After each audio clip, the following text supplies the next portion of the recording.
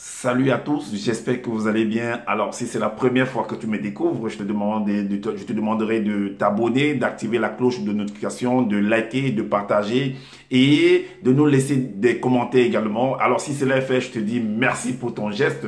Alors, comme je le dis constamment dans mes partages, que Salomon dit qu'il n'y a rien de nouveau. Ce qui a été hier, c'est ce qui est aujourd'hui, c'est ce qui sera demain. Et que le physique est le reflet du non visible. Que le Créateur, par son verbe, parle tantôt d'une manière, tantôt d'une autre, et là on n'est pas en point de garde. Alors toi qui m'écoutes aujourd'hui, si tu ne prenais pas garde autrefois, dès à présent, commence à prendre garde par rapport à ce que tes yeux peuvent voir, tes oreilles peuvent entendre, tes sens peuvent capter au travers de la nature. Analyse bien la situation, retiens ce qui est bon et transmets-le également à tes enfants afin qu'ils puissent sortir de l'ignorance. Parce qu'il y a une formule qui dit que l'homme, la femme, l'enfant, l'être, la créature périt faute de connaissances. Donc, il est primordial pour nous de pouvoir fusionner avec le savoir afin d'avoir une meilleure visibilité des choses. Et encore, nos pères, nos mères, dans les temps d'autrefois, ont toujours eu à appuyer leur dire.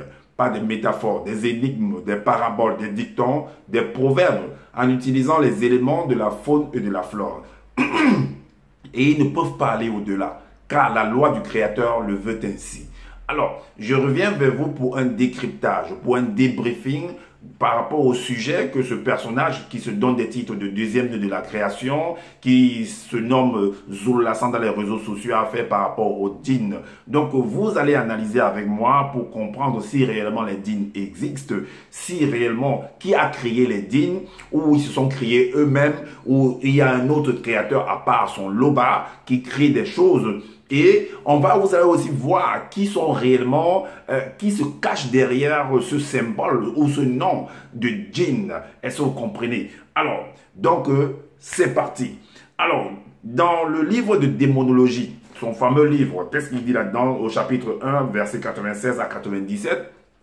Il dit là-dedans que les djinns sont des démons malveillants de la race des démons religieux. Sauf que dans son explication, dans son exposé, il ne donne pas en fait la race à laquelle sont issus les djinns. Mais il fait comprendre que les Bamuloloma Mungulaner, selon ce que son explication, sont descendus sur la terre, quoique j'ai démontré que ce n'est pas possible, sont descendus sur la terre pour s'accoupler avec certains mammifères, certains animaux, et ça a donné naissance à des djinns. Est-ce que vous comprenez? Mais sauf qu'il ne donne pas la race des animaux avec lesquels ces Bamuloloma Mungulaner se sont couplés pour donner naissance aux djinns. Alors, il dit également que Loba n'a pas créé. Donc, par là, vous voyez en fait la mauvaise analyse de ce monsieur, la méconnaissance en fait des faits, la méconnaissance en fait de produire en fait, de rédiger ou bien d'examiner, ou alors, comment on dit ça, d'exposer en fait un sujet, de faire une dissertation. Et voilà. Donc, vous voyez en fait, vous-même, vous devez analyser et comprendre que ce monsieur ne peut vous amener nulle part et que c'est un bandit tout simplement. Est-ce que vous comprenez? Alors, dans sa propre vidéo, il se confond. Il va dire autre chose au début et à la fin ou au milieu, il dit le contraire en fait. Rien que dans la même dissertation. Alors, il dit là que Loba n'a pas créé les djinns. Alors, entre-temps, dans Biala, qu'on appelle Deutéronome, lui l'appelle à sa langue Biala, 9, 7, il dit que là-dedans, il écrit que Loba est seul créateur. Mais si Loba est seul créateur, qui a donc créé les djinns? En dehors de ton Loba, y a-t-il un autre créateur? C'est la question qu'on se pose. Y a-t-il un autre créateur qui a créé les djinns, puisque tu nous dis que Loba n'a pas créé les djinns? Qui les a donc créés s'ils existent réellement selon ce que tu veux nous expliquer? Maintenant aussi, dans le livre que tu appelles Essombe, dans le livre d'Essombe 40, au verset 5, tu dis là que « Car en eux ont été créées toutes les choses qui sont dans le grand ordre des choses et dans les multivers et sur la terre, les visibles et les invisibles, trône, dignité, domination, autorité, tout a été créé à l'intérieur d'eux et pour eux par le moyen de la manifestation de la volonté de Loba. » Et maintenant également, dans Apocalypse chapitre 4, verset 16, tu dis, tu es digne, t'étais Père, notre Créateur, de recevoir la gloire, l'honneur et la puissance, car tu as créé toutes choses. Et ce n'est pas la manifestation de ta volonté qu'elles existent et qu'elles ont été créées. Qui a donc créé les djinns? Si ce n'est pas ton loba? Point d'interrogation. Alors, tu poursuis en disant que les djinns ne sont pas des créatures de feu. Alors, je vais te démontrer que si les djinns dont tu veux pas, tu mentionnes là, existent, je dis bien si ça existe, ils sont les créatures de feu. Parce que toute créature est une créature de feu. On va te démontrer. Dans le livre de Bel, c'est-à-dire Jérémie, qu'est-ce que tu dis là-dedans?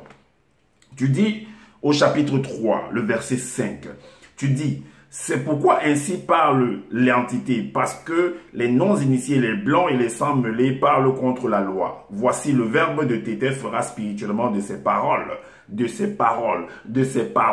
un feu incandescent dans ta bouche et du feu de bois et du feu du bois et du bois que ce feu dévorera spirituellement. Donc, on vous montre par là que ce qui sort de la bouche, c'est du feu. Et maintenant, dans le livre de Jérémie, dans les Bibles classiques, il est dit, Jérémie 23, verset 29, il est dit, ma parole n'est-elle pas comme un feu, dit l'Éternel. Ma parole, dont la semence, la parole également, c'est une semence, c'est le verbe, c'est un feu dévorant. Donc, ma parole n'est-elle pas comme un feu, dit l'Éternel, comme un marteau qui brise le roc? Et on poursuit également dans Genèse 2, 6, dans les Bibles classiques toujours. Qu'est-ce qu'il est dit là? Il est dit que, mais une vapeur s'éleva de la terre. Mais pour que la vapeur s'élève, il faut quoi en bas? Si ce n'est pas du feu. Ça, c'était pour la création d'une créature. Selon ce qui est mentionné là. Pour qu'il y ait la vapeur, ne faut-il pas du feu en bas? Même ça, tu as écrit dans ton livre. Alors, on vous montre par là, il y a aussi le verset, il y a aussi le chapitre 1, le verset 3 de Genèse. Il est dit, Dieu dit la lumière, que la lumière soit et la lumière fut. Alors, la lumière, c'est quoi? C'est pas du feu? Il y a beaucoup de versets en fait qui démontrent cela. Alors, tu es parti également dans ton fameux verset de Exode 4. C'est-à-dire en parlant de, parce qu'on mentionne, tu as mentionné les djinns là-bas, tout ça et tout et tout. Mais en même temps, tu as dit qu'il n'y a pas, les gens ne peuvent pas le faire et tout et tout. Et moi, j'ai démontré qu'aucun homme sur la terre ne peut prendre un bâton tel que je connais là et lancer par terre, ça devient du serpent. C'est pas possible. S'il y a quelqu'un comme ça, faites-le venir que je voie, je témoigne. Alors en même temps, tu poursuis en disant que le rôle des djinns est d'initier ceux du visible dans la sorcellerie. Moi, j'ai dit, si les djinns, en fait, c'est des esprits tels que tu nous expliques, en fait, aucun esprit ne peut venir ne peut naître, ne peut venir dans cette réalité du visible si on ne l'a pas créé un corps physique, parce que tu l'as démontré avec ton moto.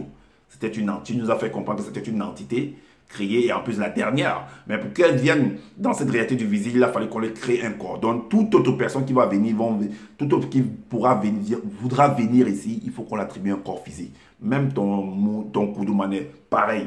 Alors, donc, ils sont là pour initier. Mais en même temps, dans tes vidéos, dans tes livres, tu as dit qu'il y a un certain Mouta Tedi, qui est celui qui initie et guide en fait les hommes, ou peu importe, même si tu as écrit initier, tout ça, qui initie les initiés, ou bien je sais pas quoi, ou bien, qui initie les hommes sur la terre. C'est Mouta Tedi, le guide. Mais comment les djinns vont venir initier? Donc en dehors de Mouta Tedi, il y a d'autres personnes qui viennent initier les hommes sur la terre. Et ton Loba accepte ça. Donc quelqu'un d'autre, dont ton Loba va créer son univers. Une autre personne vient apporter en fait son mode opératoire là-bas. C'est bizarre quand même, hein? Alors ça nous permet, ça nous amène à réfléchir. Alors la question que moi on te pose, ou bien que je te pose, qui permet qu'une créature vienne dans le visible? Puisque tu dis que les djinns, leur rôle est de venir initier ceux du visible dans la sorcellerie. J'avais fait une vidéo également par rapport à la sorcellerie, j'ai démontré c'est quoi réellement la sorcellerie. Que le créateur est le premier sorcier même. Parce que pour comprendre la définition d'un mot, il faut comprendre en fait le domaine, l'action de ce mot. Alors, donc si les djinns viennent sur la terre pour initier les gens dans le visible, dans la sorcellerie, alors qui permet donc que les créatures viennent dans le visible? C'est ce qu'on va voir. Dans le mystère caché du monde mystique, un instant, je vais prendre un instant, on va mettre.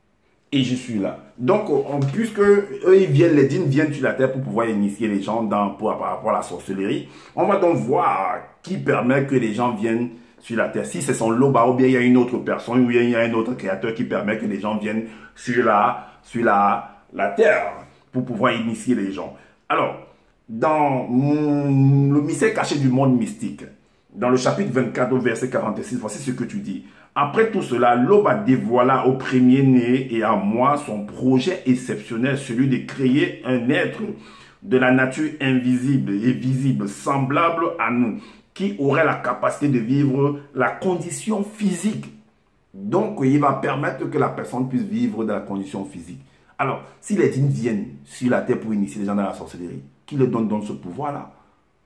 Qui leur donne ce pouvoir-là, Zulula? Réponds-nous.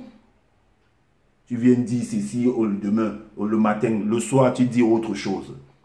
Arrêtez ça. C'est pour ça que je vous dis que votre loba là, vos loba, vos bam, c'est du fake news. Les choses que tu regardes, les dessins animés, les Aladdin, tout ça, les Alice au pays des merveilles, les trucs de science-fiction, tout ça, les chevaliers du zodiaque, là, les mangas, les DBZ là, c'est du fake news, tu le dis. Alors, donc on continue. Alors, Mouta te dit, tu nous as fait comprendre dans tes enseignements, même dans tes récits, dans tes écrits, que Mouta te dit est celui qui guide et initie et intronise l'homme. Mais on comprend encore dans ta bouche que les djinns sont ceux qui viennent initier les gens dans la sorcellerie, dans le visible. Donc il y a une autre personne qui vient initier, qui vient faire le contraire en fait. Alors, tu continues en disant dans ta démonologie au chapitre 1, verset 98 à 99, que les djinns sont des séducteurs. Et ont la capacité ici également d'entrer dans des rêves des personnes endormies. C'est bizarre. Tu dis dans des rêves des personnes endormies. Mais n'est-ce pas toi qui as fait comprendre que le rêve, en fait, c'est de voir avec eux? Tu as dit qu'il y a le songe, que c'est de voir avec les yeux de son esprit. Tu as dit que le rêve, non, la vision, c'est de voir avec les yeux de son esprit. Et le songe, c'est de voir avec les yeux de son âme. Et que le rêve, c'est de voir avec la conscience de son corps physique. Mais la conscience de ton corps physique, quand tu dors, dans les yeux de ton esprit, les yeux de ton âme, pour le songe, et le physique également, c'est avec la conscience ou bien les yeux de ton physique. Mais comment est-ce que quand tu dors, est-ce que le rêve, c'est quand tu dors? Puisque physiquement, tu dis que le songe, c'est quand tu dors. Donc il faut dormir pour pouvoir le voir. La vision également, il faut dormir. Alors, le rêve également, il faut dormir pour pouvoir faire le rêve. Puisque c'est avec la conscience. Donc il faut voir avec les yeux de ton physique. Donc il faut être éveillé en fait. Pour être conscient en fait. Pour voir avec la conscience de ton visible, il faut être éveillé. Mais comment tu dis que il faut être endormi?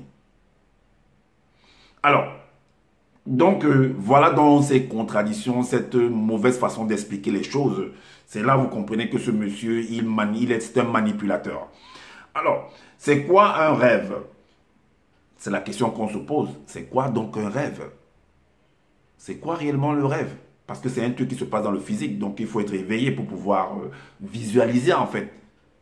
Quand tu visualises, parce que quand tu es éveillé, on dit que ce qui frappe aux yeux réjouit le cœur. Ça réjouit le cœur, ça réjouit ta conscience en fait. Mais tu n'es pas endormi. Quand ça réjouit ta conscience, ça réjouit tes sens en fait. Tu n'es pas endormi. Donc c'est quoi donc véritablement un rêve, Zulula? Alors, tu dis ensuite que les djinns n'ont pas le pouvoir d'exaucer les vœux qui que ce soit, pour qui que ce soit dans le visible. Que les djinns n'ont pas le pouvoir d'exaucer les vœux. Mais ce que peut-être tu ne connais pas la définition d'un vœu. Un vœu, c'est également un souhait. Ça veut dire que je souhaite quelque chose. Je veux un travail. Je veux un enfant. Je veux la connaissance. Je veux une voiture, par exemple. Le djinn, c'est un peu comme la lampe d'Aladin. Ça dit que on vient, on frotte la lampe. Je veux un château et le génie sort. Il te fait apparaître le château. Il te fait apparaître une femme. Donc, c'est ça, en fait. C'est ce que les films, les dessins animés nous montrent. Alors, tu dis qu'ils n'ont pas ce pouvoir d'exaucer, en fait, les vœux. Mais quelque part dans le livre des Bibles, si on dit que dans Matthieu 7, que demander. Demander, là, ça veut dire que aimer tes souhaits. fais connaître tes vœux. Et là, on t'accordera ce que, voilà, demandez et on vous donnera en fait. Alors, si les djinns ne peuvent pas exaucer, qui sont ceux qui exaucent dans les vœux? Ceux qui exaucent les vœux, c'est les qui? Si les djinns, eux, n'ont pas le pouvoir d'exaucer les vœux. Mais qui sont donc ceux qui exaucent les vœux, ou les souhaits, ou les demandes? Alors, tu es parti dans un roi. Non, on va aller plutôt dans un roi. On va aller dans le livre de Roi. Un roi chapitre 13. Un roi chapitre 13, ouais. Un roi chapitre 13, où c'est? Un roi chapitre 13. Tu dis là que, alors, à partir du verset 3 à 5, il est dit, car la sorcellerie qui est pratiquée dans le visible et le non visible est issue des entités occultes connues sous les noms de Bamloa Mongolane, ange déchu. Cette forme de sorcellerie est utilisée par les Menguma Madiba, c'est-à-dire par les sirènes des eaux, par les démons pitons et Dimouti, légion, c'est-à-dire les Dina. Alors, dans le but de nuire à tous ceux qui, premièrement, donc, les djinns là viennent en fait pratiquer, donc initier, exaucer les vœux de ceux qui veulent apprendre en fait la sorcellerie. Parce que les Bamloma et transmettent en fait la courroie, le pouvoir aux sirènes des eaux et aux djinns de venir continuer le travail, de pouvoir accomplir les vœux de ceux qui veulent apprendre la sorcellerie. C'est ce que tu as écrit là-dedans. Peut-être, je ne sais pas si tu lis ou bien vous lisez comment vous ne comprenez pas. Alors, dans le but de nuire à tous ceux, premièrement, issus de la race originelle, selon ce que tu as écrit, en les éloignant des lois et des ordonnances du verbe de l'Oba, afin qu'ils périssent. On a jusqu'au verset 5. Le verset 4 dit, cette sorcellerie fut intronisée à certains noms initiés blancs et sans mêler par les Menguma Madiba. Donc, on est passé par les Menguma Madiba pour pouvoir introduire cela. Donc, si j'ai un intermédiaire, je lui donne tout les règles à suivre, il vient maintenant vous initier, il vient maintenant vous introniser, il vient maintenant accomplir vos vœux. Parce que pour qu'on t'initie, il faut que tu aies un souhait. Si je vais aller à la faculté, par exemple, de médecine, mais il faut que déjà, je demande ça. Il faut que je souhaite aller là-bas. Est-ce que vous comprenez? Pour que je puisse réussir, on va m'initier pour que je puisse, on va m'introniser dans ça. On va m'accorder pour que je puisse obtenir, pour que mes vœux puissent s'exaucer en fait. Est-ce que vous comprenez?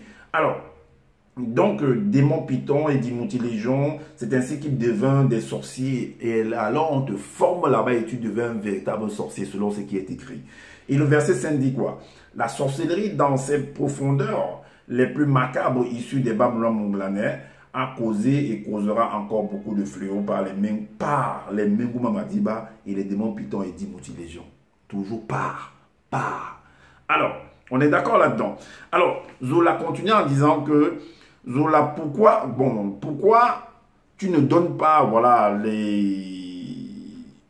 la race des animaux, voilà, j'ai demandé ça au début de la vidéo, donc il faudrait que tu nous donnes en fait la race d'où sont issus les djinns en fait. Tu n'as pas donné, il faut que tu donnes ça. Alors, il ne faut pas venir raconter n'importe quoi. Alors, on va aller tu es parti dans Origine 21. Origine, je ne sais même pas si on doit vraiment lire ça. Tu as raconté que non. Bon, ça fait tu as allusion au rêve. Parce que le rêve, en fait, il faut être conscient, il faut être éveillé pour pouvoir rêver. Il faut être éveillé, selon ton explication à toi-même, Zola. Il faut être éveillé. Parce que ce qui frappe aux yeux rejouit le cœur, rejouit les sens, en fait. Et rejouit la conscience de toi. Parce que quand on parle du cœur, c'est la conscience également. Ah oui, si vous ne le savez pas. Donc, ça va rejouir tes sens, en fait. Et il faut être élevé, il faut voir physiquement la chose. Alors, si tu dors, selon ce que tu as expliqué, il y a le songe et il y a la vision, selon tes explications. Alors, maintenant, on va également dans Démonologie, chapitre 1, 100 à 104. Qu'est-ce que tu as dit? Bon, je n'ai pas écrit tout ça, mais de toute façon, on va aller dans le livre de Koudoumane. Koudoumane, où on va lire en fait ce que tu as écrit là-bas. Le verset 40. Koudoumane, chapitre 40. chapitre 40, le verset 8. Koudoumane, chapitre 40, le verset. Tu dis que Djokisabé demanda au démon en chef demanda au démon en chef. Quel est ton nom? Un démon en chef. Quel est ton nom? Il répondit Dimouti, légion, djinn, répondit-il, car plusieurs démons étaient entrés en lui. Donc ça veut dire que Koudoumane est là. Lui, il a la capacité, soi-disant les djinns sont entrés dans le corps d'un homme et c'est eux qui parlent. C'est les mêmes choses qu'on voit dans les églises réveillées, là, non? Dans les trucs des pentecôtistes, c'est ça qu'il est en train de vouloir nous faire accepter, là, en fait. Tu es là, tu parles, il y a un être qui parle. C'est faux. Je dis, c'est faux tout ça. C'est pas possible. Et le monsieur dit, comment ça? Quel est ton nom? Dimouti, légion, djinn. C'est quoi ça, ce truc-là? De montage comme ça. Alors, le verset 10 dit quoi? Il y avait là une grande colline, un grand troupeau de pourceaux qui perçaient, et les démons supplièrent Djokisabé de leur permettre d'entrer dans ces pourceaux, et il ne leur permit pas. Voilà quelqu'un qui a la capacité de faire parler les démons, d'interroger les démons, les djinns, dans le corps d'un homme, et il s'exprime en fait. Voilà quelqu'un qui a un dialogue avec les dimoutis, c'est-à-dire les djinns. Quelqu'un qui a le pouvoir d'expulser les djinns des corps des gens, mais à son tour, il n'aura pas le pouvoir de repousser en fait l'attaque qui viendra sur lui. C'est là où vous comprenez que c'est de la plaisanterie ça. Le verset 11 dit quoi? Alors, il leur dit, sortez à l'instant même de cet homme. Et il sortit. Il a l'autorité. Sortez. Il est dit, les dimoutis sont sortis. Les djinns sont sortis de ce corps. Waouh. Koudoumane, tu es fort, hein? Mais on va voir à ton tour maintenant ce qui va se passer. Dans le chapitre 35, toujours dans Koudoumane, 35 au verset 44, voici ce qui est dit. Il est dit que, alors, l'un d'eux leur dit, là c'était une réunion par rapport à ce personnage de Djokisabé, celui qui expulse les djinns dans le corps des gens. Voici ce qu'on va dire de lui. Alors, l'un d'eux leur dit, vous n'y entendez rien, vous ne réfléchissez pas qu'il est dans votre intérêt qu'un seul homme meure pour le peuple et que notre société secrète ne périsse pas. Donc il faut qu'une personne meure, il faut que son Djokisabé meure. C'est un gêneur. Le verset 46 dit, dès ce jour, ils résolurent de le faire mourir. L'expulseur de djinn. On a résolu de faire mourir l'expulseur de djinn. Et le verset 40, on dit 46 à 48. Et voilà celui qui expulsait les djinns. Quand il va être au courant du fait quand il va être au courant qu'on veut le tuer, on veut l'assassiner, voici ce qu'il va faire. Mais tu pouvais rester et expulser les démons qui étaient en train qui possédaient ces gens-là qui voulaient te tuer. C'est sûr qu'ils étaient possédés par les djinns également. Puisque tu les as sortis dans le corps de l'autre là-bas, c'est ceux qui sont venus entrer dans le corps des gens-ci et puis ils ont reçu de te tuer en fait. Mais pourquoi tu n'as pas pu les expulser? Wow. En tout cas, c'est pourquoi Djokisabé ne se montra plus tous les jours ouvertement parmi les blancs et les sans mêlés, mais il se retira dans la région montagneuse de Benemouna et là, il demeura avec ses apôtres. Il a fui, il est parti en brousse. Il est entré au maquis, comme on dit au pays, au Cameroun. Il est entré au maquis, il est devenu un maquisard. Il a fui devant la mort. Ah oui. Or, les blancs, et on va lancer un mandat d'arrêt contre lui. Donc, c'est ce que les Anglais disent wanted, aux États-Unis, wanted. Ah oui, dans les films western, wanted. On a mis sa tête à prix. Recherché mort ou vif. Or, les blancs et les sans-mêlés de haut rang et les andals, c'est-à-dire les pharisiens, avaient donné l'ordre que si quelqu'un savait où il était, qu'il le déclare enfin qu'on se saisisse de lui. Ah oui, mais Judas a profité de l'occasion pour pouvoir voilà, se faire un peu de blé. Alors, dans le chapitre 57, voici ce qui est fait, ce qui est dit au chapitre 57. On va bien le corriger, le fouetter et le tuer en fait. Alors, 57 verset 21, qu'est-ce qu'il est dit? 57 verset 21, il est dit, voici ce qu'on va faire de ton Koudoumane. Alors, comme Djokisabé avait été libéré, les blancs et les sans-mêlés se mirent en embuscade derrière les arbres donc ceux dont tu as dit que ils sont initiés dans la sorcellerie et voilà, par les bam, par les djinns, par les djimouti, par les bamlolo, par les Mengouma Madiba, ce sont eux-là. Donc ce sont ces djinns-là qui vont te tuer en fait. Ce sont ces mêmes djinns-là qui vont te tuer. C'est ce que tu as dit dans le livre de 1 de Roi. Ah, mais si tu veux, on va relire. Hein, dans le livre de Roi. 1 Roi. Qu'est-ce que tu as dit? 1 Roi 13. 1 Roi 13, tu as dit quoi? Que, voilà, cette sorcellerie, tu as dit que cette sorcellerie fut intronisée à certains noms initiés blancs et sans mêlés par les Mengouma Madiba, sirènes des eaux, démons, pitons, dimouti, légions. Alors, c'est ainsi qu'ils devinrent des sorciers et sorcières. Donc, les dimoutis là sont venus initier en fait, sont venus accomplir les vœux des blancs et des sans mêlés selon ton récit en fait. Et voici ce qu'ils vont faire de toi. Comme Djok Isabé avait été libéré, les blancs et les sans mêlés qui ont été initiés par les dimoutis, alors, se mit en embuscade derrière les arbres, mais tu n'as pas pu les sortir ces dimoutis-là en eux. Derrière, sous les arbres du chemin, par où Djok Isabé devait passer. Et le verset 25 dit quoi? Alors, les blancs et les sans mêlés se saisissent, bam, on l'a attrapé. Ah, monsieur, viens ici. Donc, on se saisit donc de Djok Isabé avec fureur. Et quelques-uns prirent un poteau. On va te montrer maintenant. Voilà, tu nous as retiré dans le corps de ce type-là et c'est ton tour aujourd'hui. Le verset suivant nous dit quoi? Alors, et finalement, on le clouait droit sur le poteau. On le clouait droit sur le poteau et ses mains superposées selon ce que tu as écrit en dessous de la tête. Et lui clouait aussi les pieds superposés vers le bas, puis les levèrent. Puis l'injurier, on l'a insulté, n'importe quoi. On a craché sur lui. Tu es rien du tout. Tu n'es que de la poubelle.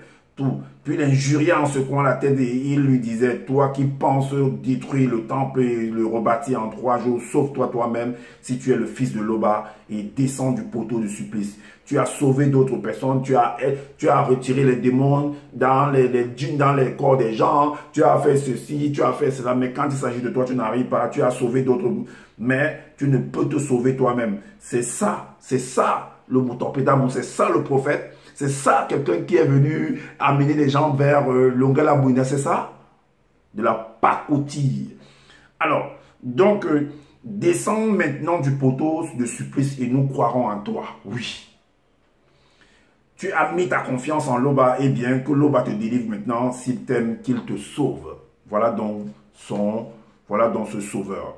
Donc on va vous montrer maintenant comment les djinns qui sont réellement cachés, qui sont ceux qui sont cachés derrière ce mot djinn là, comment ils exaucent les vœux. Voilà pourquoi on va dans Koudoumane, chapitre 13. Koudoumane, chapitre 13, le verset 7. Voilà donc les djinns, comment ils exaucent les vœux des hommes sur la terre. Et vous met à l'âge de la non, verset 7. Alors Ben Ngoudi, ah oui, c'est ça les djinns. Ben Ngoudi se manifesta à Wassé, dont il se manifeste. C'est un peu comme si tu prenais une lampe, tu frottes. Et là, il y a un truc qui sort. Il dit oui, que veux-tu? Demande ce que tu veux et je te l'accorde. J'exauce tes vœux. Un peu comme quand tu as réuni les 7 boules de cristal dans DBZ. Un dragon apparaît. C'est ça. On dit, alors, Ben Ngoudi est apparu. Waouh! Et la femme, quand vous lisez le récit, elle sera stupéfaite, elle sera étonnée de la façon dont il a habillé, tout ça, c'est la même chose. Donc, Ben Ngoudi se manifesta à Wassé afin d'annoncer une bonne nouvelle à Yumé de la naissance miraculeuse d'un sauveur et de l'un des deux. Alors, le verset 16, 8 nous dit, un jour où elle était seule en pleine méditation durant la nuit, Ben Ngoudi apparut dans le lieu où elle était et voici qu'elle fut environnée d'une immense lumière. Et c'est la même chose quand vous regardez même les dessins animés, c'est la même chose, comme ça se produit pour les films. Alors, le verset 16 nous dit que Ben Ngoudi dit à Yumé ne sois point troublé parce que parfois quand ça apparaît, si tu n'es pas prêt, en fait, tu es étonné, tu as peur. Donc, d'autres se cachent, ils couvrent le visage en fait. Parce qu'ils ont peur. Ben Ngoudi, selon les films, hein. Alors, Ben Ngoudi dit à Yumé, ne sois point troublé, Yumé. Oui, le verbe de tes têtes a montré son amour d'une manière particulière. Le verset 17 nous dit, tu vas être enceinte. Donc, on va accomplir en fait un vœu selon ta pensée. Tu vas être enceinte. Tu concevras dans ta matrice d'une manière extraordinaire et inattendue. Et le verset 19 nous dit, personne ne sera aussi important. Et c'est comme ça que les djinns parlent, les génies. Personne ne sera aussi important et mystérieux que lui, excepté un autre qui vient d'au-delà de la non-naissance, comme l'enfant qui sortira de toi, mais ce deuxième enfant se manifestera à son temps. Le verset 19, et on a jusqu'à 21, et Yomé dit à Ben Ngoudi, comment cela sera-t-il possible, puisque je suis Ngondendi, donc je suis vierge, puisque je ne suis point encore marié à Kolaïta, donc à mon fiancé, mais comment ça va se passer? Elle est étonnée. Donc, de savoir, et vous savez les djinns. Alors, Ben Ngoudi, le djinn, lui répondit, le Mundi Moussangi, a dit, le pouvoir que j'ai, dont on m'a conféré, va te couvrir de sa puissance. Et c'est pourquoi le Saint-Enfant qui naîtra de toi sera appelé Mouna Tété, fils du Père, par plusieurs. Est-ce que vous comprenez? Et dans un roi, chapitre 4, le verset 1, c'est toujours, on va exaucer les vœux de Salomon, puisqu'il voulait la richesse, il voulait la sagesse en fait, pour pouvoir gouverner. Et un djinn va l'apparaître pour lui accorder en fait, pour exaucer ses vœux. Alors le verset 1 nous dit, une nuit pendant que Mon dormait, l'entité lui apparut en songe. Le songe en fait, selon l'explication de Zola, c'est de voir avec la conscience de ton âme. Est-ce que vous voyez? Donc, il lui dit, demande ce que tu désires, je te l'accorde dans ton état conscient. Demande. Donc, émets tes vœux et je te l'accorde. Matthieu 7, c'est demande et je te l'accorde. Alors, donc au verset 6, on va accorder, on va exaucer ses vœux. Le verset 6 dit, je me trouve soudain à la tête de ce peuple que le verbe de Tété a établi, ce peuple élu qui est innombrable à cause de sa multitude. Le verset 7 nous dit, je suis le serviteur de Tété, mets-moi donc de l'intelligence dans l'esprit pour gouverner le peuple et distinguer le bien du mal. Et le verset jusqu'au verset 11, il est dit que sans cela, qui est capable de gouverner un peuple si important? Et l'entité dit à Mon, c'est-à-dire le djinn, je retiens que tu m'as demandé pour toi, tu n'as demandé pour toi ni une longue vie, ni la richesse, ni la mort des non-initiés et des blancs et des sans-mêlés, et même celle des sans-mêlés. Puisque tu demandes pour toi de l'intelligence afin d'être attentif à l'équité, j'agirai selon ta parole. Je donnerai à ton esprit la sagesse et l'intelligence, une science issue de l'un des fruits de l'entité connue sous le nom de l'arbre de la connaissance du bien et du mal, de telle sorte qu'il n'en aurait jamais eu après Moto et ceux connus et qu'il ne se lèvera jamais plus après toi, une autre personne dotée d'une telle sagesse et intelligence. Voilà comment on exauce. Alors, dans le livre de Juges également, on va exaucer le vœu d'une femme de ce côté qui était stérile. Voilà ce qui va se passer dans le livre de Juges, chapitre 16, le verset 2. Il est dit, or, il y avait un homme initié dans la localité de Dibobé, d'une famille de ceux de Loya, dont le nom était Kor-Iyo. Sa femme initiée était stérile et n'avait jamais eu d'enfant. Et on va exaucer, le djinn va exaucer en fait, le djinn va l'apparaître et va exaucer en fait ses vœux. Alors le verset 3 nous dit, un jour, l'entité apparut à la femme de Kor-Iyo, le djinn est apparu. Comme si tu frottais une lampe ou comme si tu réunissais cette boule de cristal. Et lui dit, je sais que tu n'as pas d'enfant parce que tu ne devais pas en avoir avant le moment fixé et connu de nous. Pourtant, tu vas être enceinte et tu mettras au monde un fils hors du commun que tu nommeras Esomberwe, c'est-à-dire Samson. Le verset 4 nous dit, à partir de maintenant, il va te donner certaines recommandations de respecter afin que cela puisse s'accomplir. C'est toujours comme ça que les djinns font. À partir de maintenant, prends bien garde de ne boire ni vin de palme ni autre boisson alcoolisée et de ne rien manger qui soit rituellement impur à cause de ta future grossesse et de la naissance de ton fils.